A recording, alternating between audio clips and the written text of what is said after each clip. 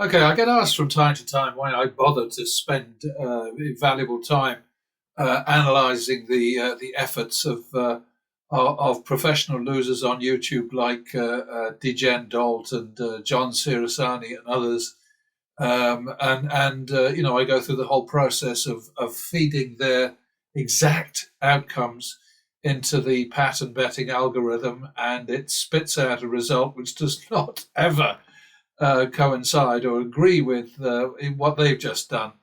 And that's the case here with Degen Dolt, who is, it seems to me, a real nice guy. He's certainly got a great buddy working with him, his editor Kyle, who makes all of these sessions so much easier for me to deal with.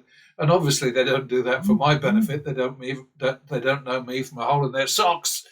But it does happen that what they're doing is perfect for me. And also, Degen Dog doesn't sort of strut around talking about how he's the best in the world, the most brilliant, the most whatever. He just gets on with the job of losing his money and making it back, I hope, from Google.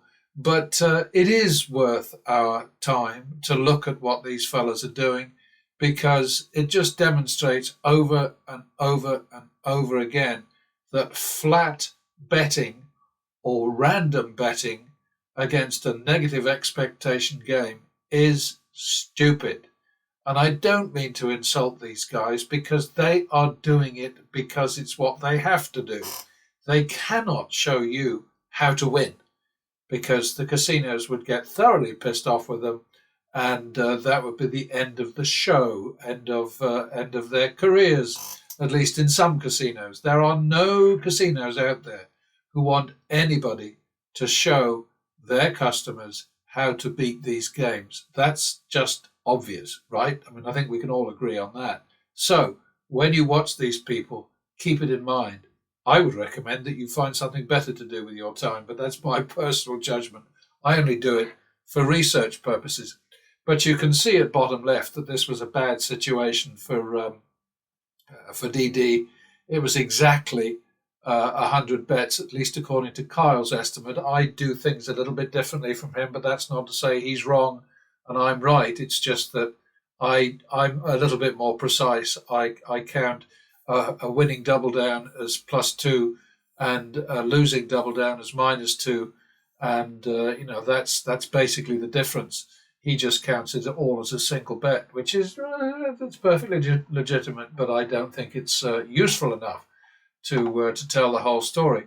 So if you look at this, 100 bets exactly, he's 12 behind, so that's a 12% house edge. So no wonder he got his ass kicked betting flat and betting randomly, which he did with gusto.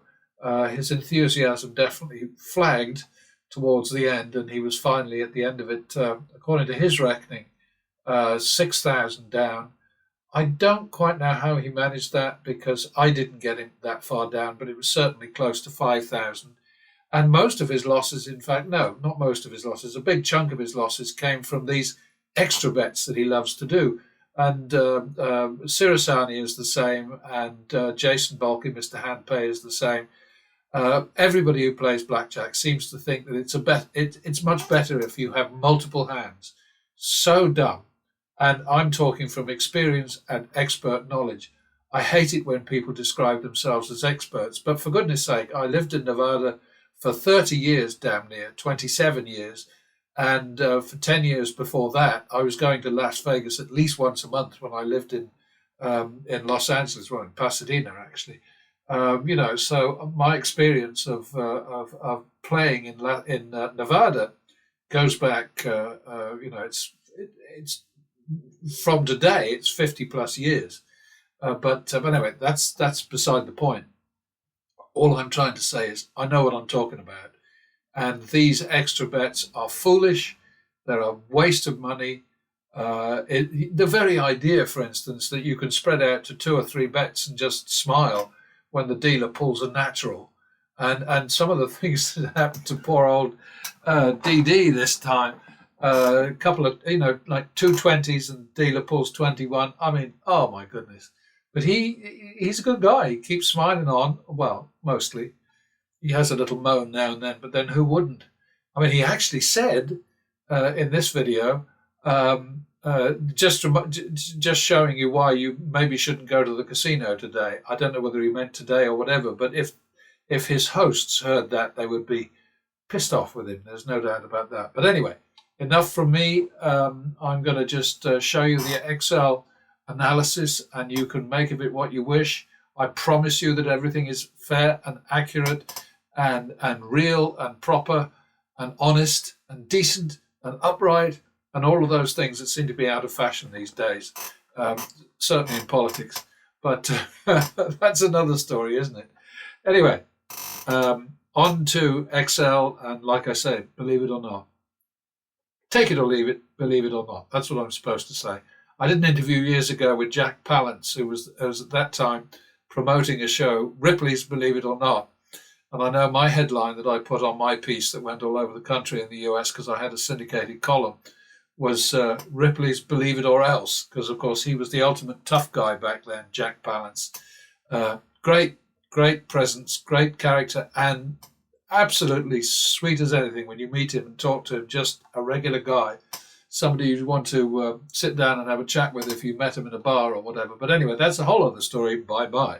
All right, then. So here we are again. And once again, I'm taking a look at one of the professional losers on YouTube, and the way he plays, the way he loses.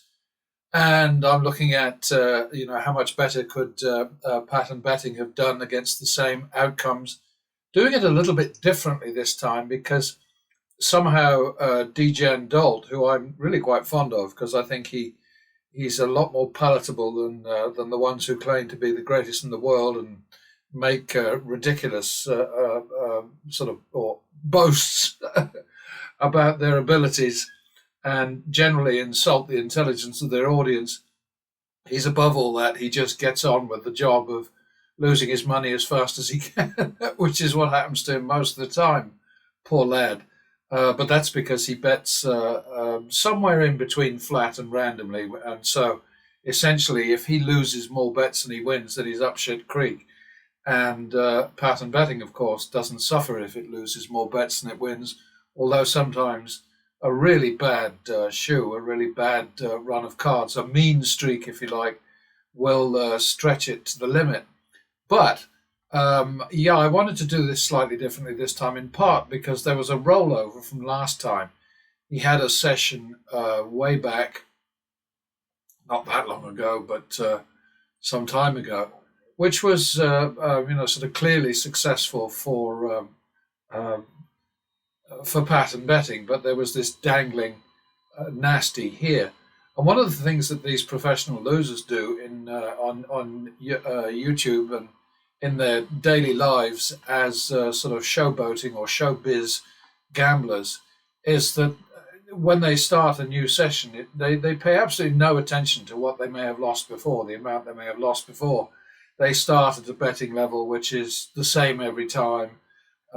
Certainly their opening bet is always much bigger than mine, and they just sort of go back and forth, random, sort of like silly, and then lose their money, or if they win more hands than they more bets than they lose, then they actually make a little bit of money. But generally speaking, pattern betting just rides right through all these shitty sessions of theirs, and would have, if it had been playing alongside them, delivered a decent profit. This time was really nasty. And I have to say that pattern betting's huge bets here do not reflect well on the message that I'm trying to get across. But on the other hand, of course, I have no control over the fact that Degen, Dolt, and all of the others who I track from time to time pay no attention to basic rules like don't bend over and gag or get up and go if things are really crappy. And so this nasty little sort of session here, which was a winner, a very comfortable winner for pattern betting, would not have occurred this way. I can't guarantee that, obviously, but it's probable that it wouldn't have occurred in the same way. And I've put up examples, worksheets in the past many times that show that if you have a whole bunch of battles with the house, sessions, series of bets, and you put them side by side as if there was a whole bunch of tables in the casino where the cards are being dealt, whatever. But if you leave one table because of a really nasty turn against you and move to the next one, the chances of you not continuing that shitty run are very good, simply because this kind of thing is not the norm at all. I mean, up here, for instance, you'll see that the average OK is 5.6 bets. So where are we here? 1, 2, 3, and then by here we would have turned around. But this one turned out to be horrible. It worked very nicely for pattern betting because we got our money back up here with the rollover. Down here, we would have had to go to another table anyway because we would have exceeded the table limit in here somewhere. But I can't do that if I'm playing against Degen Dolt's outcomes hand by hand, bet by bet. So I have to stick with it when he decides to stick with it. And like all the other guys, he tends to just stick with it. He just seems to just sort of suck it up. And it costs him dearly. No self-defensive moves, no common sense reaction to what is evidently... Wait, look at this down at the end here. It's absolutely terrible. Horrible. But boy, there he is. He's... why wouldn't that go away? There we go. So, this is the kind of thing, I just wouldn't stick around for this. Look at it. It's insane. But there he is, just pushing out his money every time. And now there's going to be another rollover here. And this will roll over to a Baccarat session of Degen Dolt's, which I have not yet processed, but I can absolutely guarantee you that turnaround will come for pattern betting, for the algorithm, within that session. And there may well be a rollover to next time, but then the final blackjack session is another nasty for him. I think he faced something like I think the house edge in this one was like where is it? 17% down nearly. No, worse than 17% here. 16.2. But it becomes 17% for him because he split out, as he often does, into silly extra bets, multi-hand bets, and they invariably cost him. But anyway, I haven't put in all of his stuff yet. Oh, wait a minute, maybe I have. Let me check it out. Oh, by golly, yes, there we are. Total action, no, his extra bets didn't cost him, they didn't hurt him, they didn't make him any money this time. So I was wrong about that, I beg your pardon. The actual house edge against him, 16.2%. He managed to at least halve it into minus 7.1%. And his final loss was 750.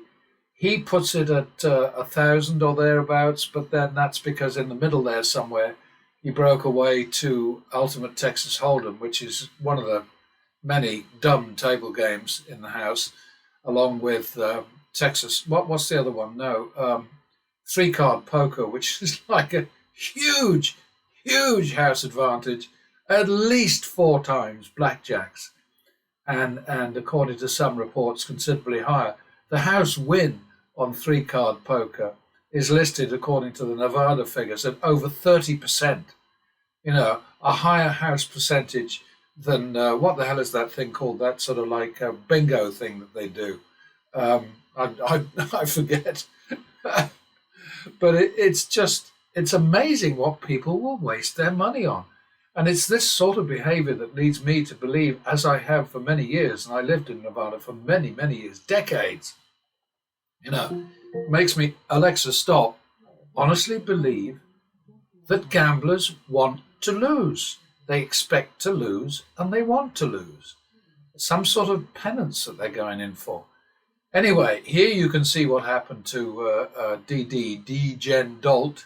Seems like a nice fella. He's got a really good editor, Kyle, who does a terrific job for me. Well, obviously he doesn't do it for me, but it happens to benefit me enormously because tracking DD is much easier for me than tracking, say, for instance, John Sirasani, who is the bane of my life because he bets like a total moron and claims to be the best blackjack player in the world. So I mean, that's off colour, not kosher, not cricket, as we say in England. Got to type in a next there so that I get a nice line. There we go. Oh, I know what happened. Somehow a zero got in there and mucked that up. But anyway, what I'm trying to say to you here is that, these guys bend over and take the shaft when they don't need to. This is just crazy. I mean, 11 consecutive losses. Give me a break. I mean, yes, the algorithm has a sort of a cutback procedure in here where instead of betting the full amount, which is 400, it bets 100. But what you're going to see, I guarantee you, when we add on the baccarat session that I'm just about to process from Degen Dolt, you'll see turnaround for this, and I don't know where he's going with it. I don't know what happened to him because I haven't played it yet, but I will. So this is part 1 of 3. All right, so here we are with part 2 of the current Degen Dolt analysis, and I have to say I'm kind of pleased that he veered off into baccarat for a change. Baccarat is a bit of a faff for me because it's not nearly as straightforward as blackjack. I have to have an extra column. Never mind. Anyway, it's my choice to do this, so I shouldn't complain. But it just is a little bit more complicated. But what also happened here, of course, is exactly as predicted. Even though I'm stuck with what DD decides to do in terms of jumping from player to banker to banker to player to whatever. So I have absolutely no choice or at least the algorithm has no choice in the bet selection. The choice between the two options. We got a lovely turnaround here. Eventually, it took a while. 13 consecutive losses in the end, rolling over from DD's last time, his blackjack session, and then 1 win, and then 2 losses, and then bang, bang, bang, bang, bang. And per the rules of pattern betting, we turned around very nicely. As it turns out, DD is about as lucky at baccarat as he usually is at blackjack. The one difference for him this time being that he bet the silly bets, the side bets, every single time, every single round, and he hit 1 for I think 5,000. He had 100 out, and it paid 50 to 1, and so that paid him back for his losses at the standard banker player bets. But of course, he lost a shitload more with the side bets. He was betting $100 a time each round on side bets. I think he got 1,625 win, 5,000. If he hadn't had those side bet wins, then he would have suffered very badly at baccarat. And it wasn't very many sessions. It was about sort of 30 plus, I think. I just I mean, as long as you bet flat and randomly and all the rest of it, you cannot beat these damn games. But I mean, here's what happened with pattern betting this time. The house edge was 3.1%. There was 1 more loss than wins. So the house had an edge of 3.1%. And pattern betting's algorithm won 4,700 totally, plus 19%. And poor old DD got his ass kicked. Go down here, and there it is. Minus 3.1% was the house edge. he made that into minus 18.6 because of the silly way he bet. He was flat pretty much of the time, but he went in for 1,000 here, a couple of 500s here and there. I don't think any one of those worked, did they?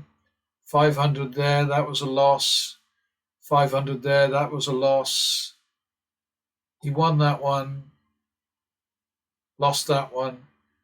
And, he kept moaning about how, well, every time I increase my bet, I lose. And, of course, if you get into that sort of mentality, what you're doing is you're just going along with the script written by the casinos, which is, you have to have all these super silly superstitions, whereby you think that, okay, well, it's been 17 bankers, so it's got to be playing next time. Bollocks! Absolute nonsense. You have to bet the pattern. You have to do what I'm doing here, what the algorithm is doing for me here. And let's be fair about the algorithm. It's what it is because that's the way that I wrote it. It's following the pattern betting rules. There are a few little kind of like weirdo things in there that I'm not wild about, but I don't care about that because the essence of all of this is to say to you, if you have a fixed, consistent, tactical betting method which stays the same as the stupidity whirls around you, as randomness, unpredictability and so on swirls around you, then you're like the guy standing in the middle of the merry-go-round pulling the levers and telling the horses when to stop and start. He doesn't move. It's the horses that go round and round, and he's in charge, basically. That's what I'm trying to say. My analogies are not always the best, but I'm just trying to say to you, if you are confidently, tactically, sensibly, logically, numerically betting, then you will beat the house advantage. And here the house advantage was 3.1%, and it killed DD. And then we go up here and we see that pattern betting made 4,700. I wish 47,000 from the same outcomes. And I'm stuck with his outcomes, and I'm not complaining about that. This is my choice. I just think it's valuable for me to say to you, look, if you bet the way the professional losers bet on their YouTube channels, you will get your arse handed to you, or at least you'll get your bankroll taken away from you. That's all I'm trying to say, over and over and over again. And yeah, some people out there must find it very boring. They don't come back.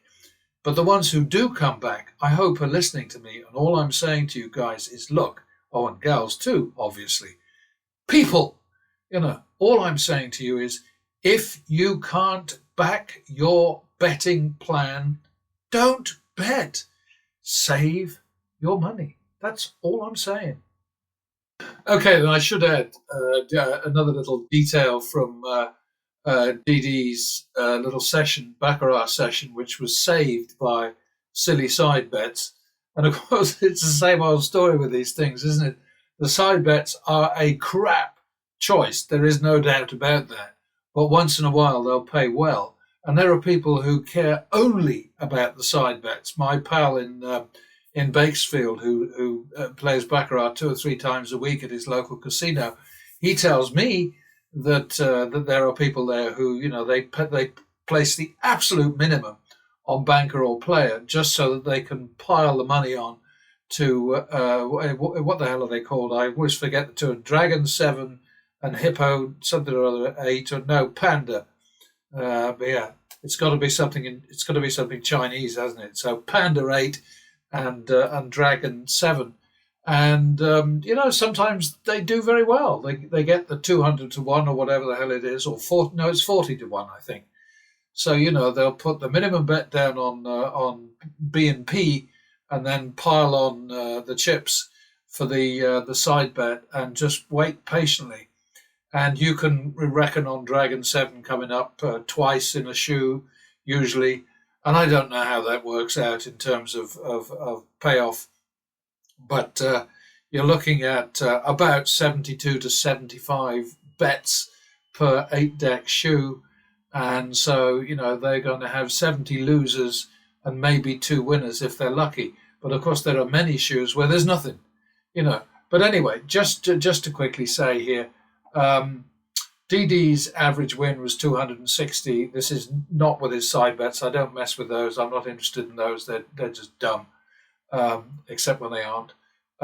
Plus 260, minus 360. So, he fell way short of the objective, the pattern betting objective anyway.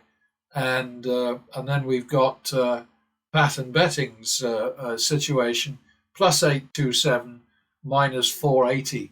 So, average win value over average loss value, 172%. And like I keep saying to you folks, you have to win more when you win than you lose when you lose, so that losing more often than you win won't bleed your bankroll. So, that's what it's about. And as always, take it or leave it, believe it or not, I'm not nuts. I'm not even slightly dumb. I do stupid things from time to time, but doesn't everybody? I don't know. Maybe you're among the people who are perfect. I don't want to be perfect. I'd be frightened of myself if I were perfect. So that's how that is. But anyway, there you go. Well, poor old D-Gen Dolt took a serious hammering this time.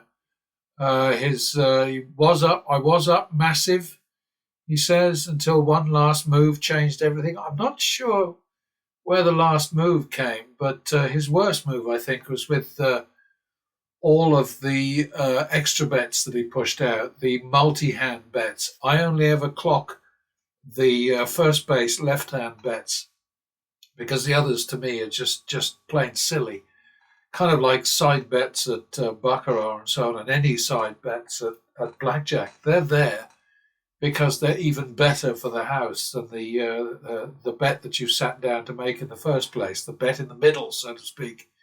But anyway, no, he got seriously creamed this time, and I'm grateful to him because he gave us a very interesting lesson in a concept which I've been sort of like banging on about for years and years, and perhaps have rather neglected just lately, and that is the concept of wasted wins. What you have to do in order to win more when you win than you lose when you lose, when you get a plus streak, you need to make sure that you exploit it to the max. Don't go mad, don't be stupid, don't be irresponsible or reckless, but just be sensible. You don't know after a win whether the next bet is going to win or lose. One thing you know for sure is it's more likely to lose than to win. But that doesn't mean that there aren't plus streaks. And he hit some plus streaks that were really nice.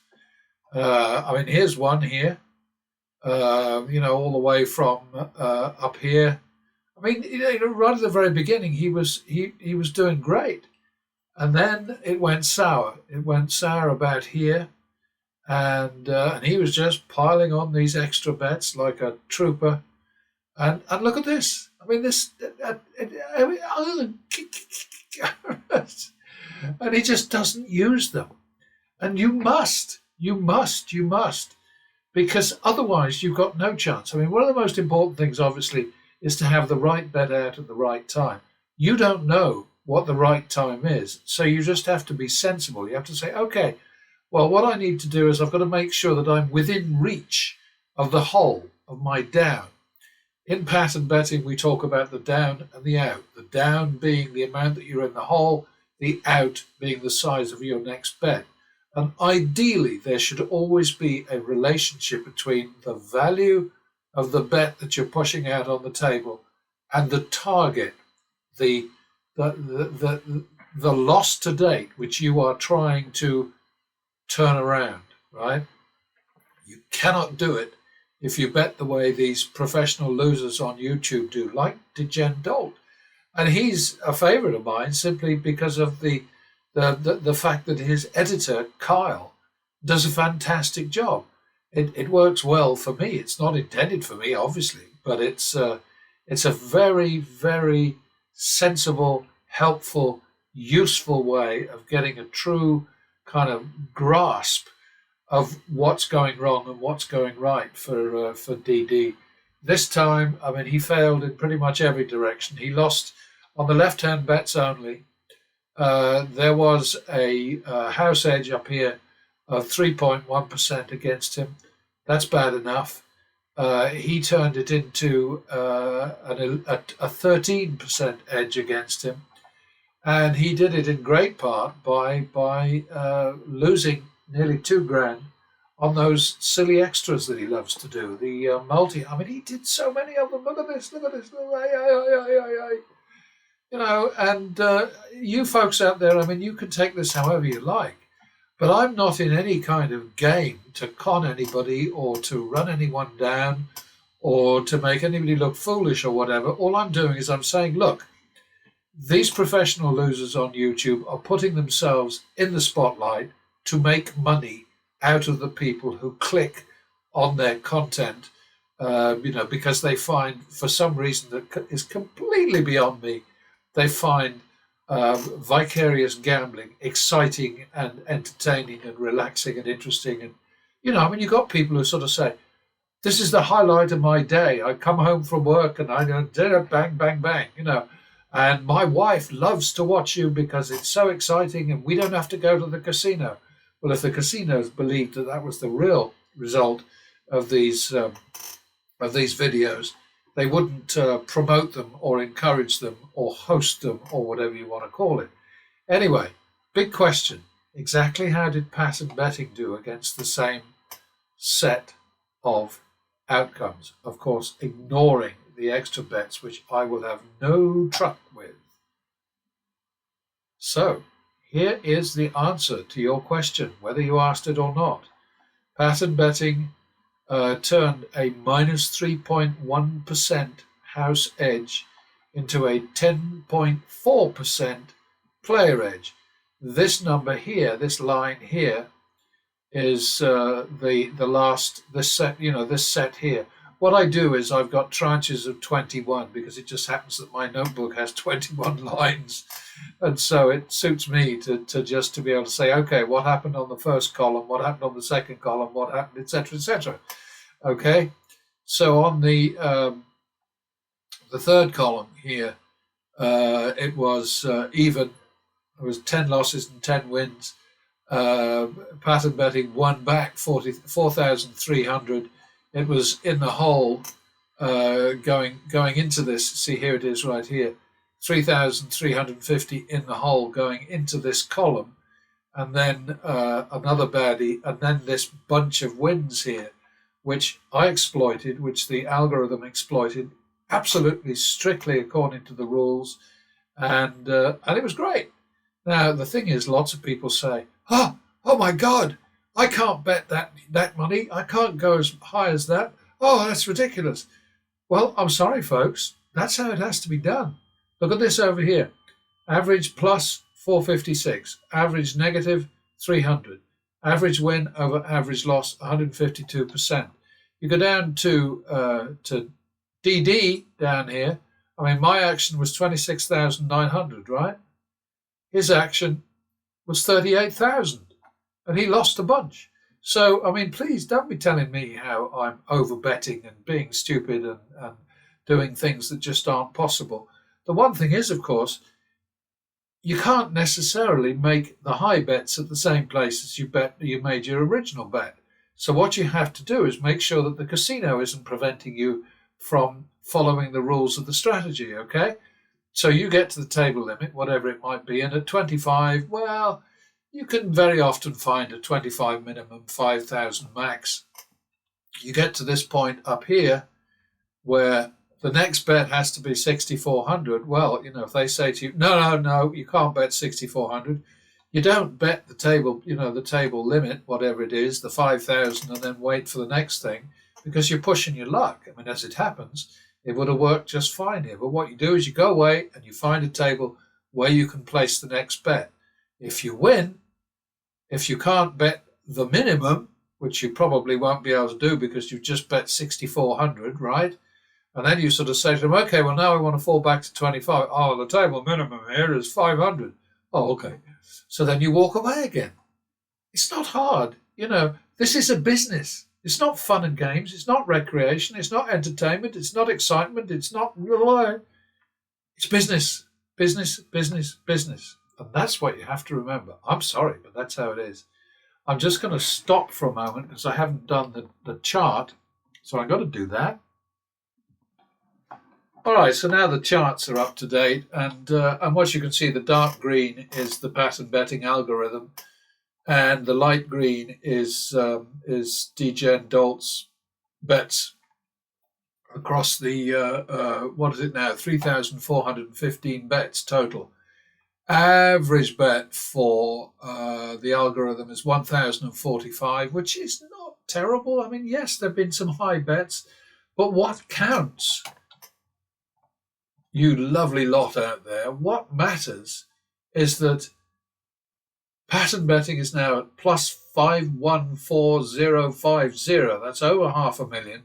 14.4% of its action. Action is 3.6 million.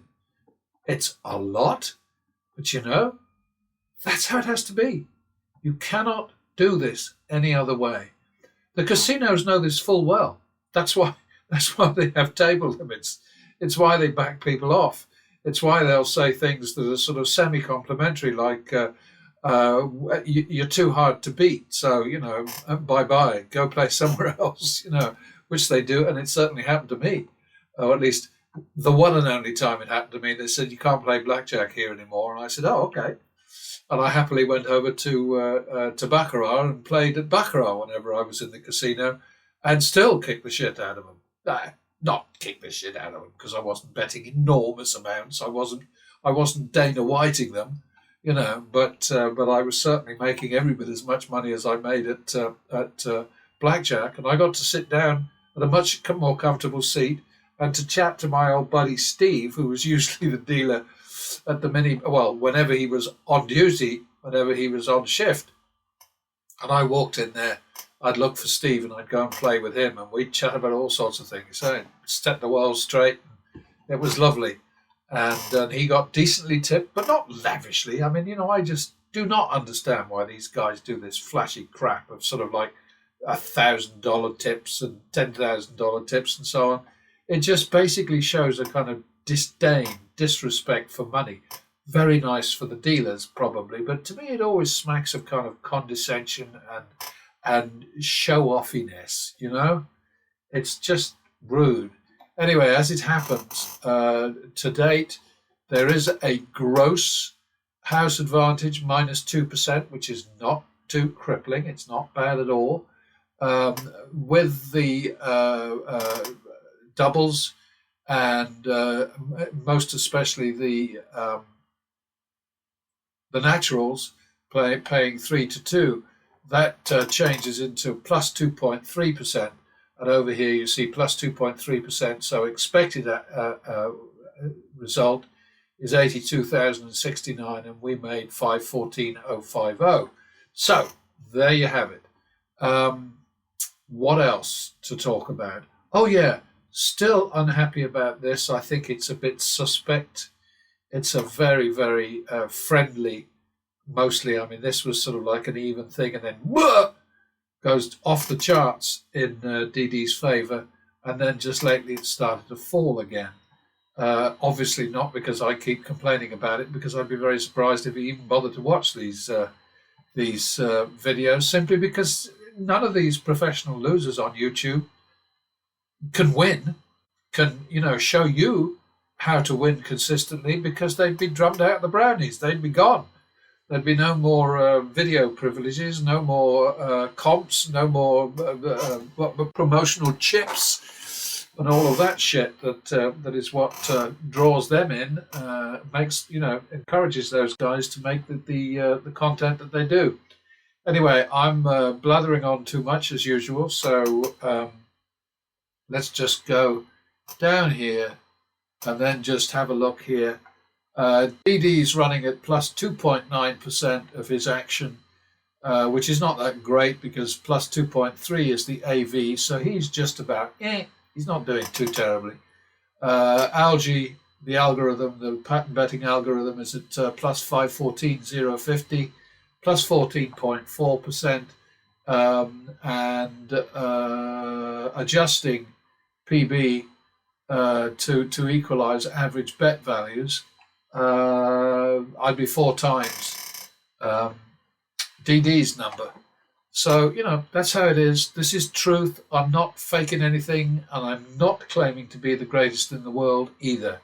I'm just saying that folks like DD, who moan about their losses but probably don't actually mean it because they're getting money from Google at the end of the day, could do a whole lot better if they followed this betting strategy at no charge from me, no expectation from me whatsoever. I just want as many people as possible to dent as many casinos' bottom lines as possible, because I think the casino industry are a bunch of greedy bastards who screw us in every way that they possibly can. Now, particularly in Las Vegas, not content to screw us on the casino floor, they're also ripping us off every time we buy a bottle of water or book a room, and get stuck with $50 worth of parking charges and $60 resort fees and all this kind of crap that never used to apply in the Las Vegas, I remember, with great affection from the late 70s on. But anyway, I can blather on forever about that, so I guess I'd better stop. That's where we are. These are facts, and take it or leave it, believe it or not.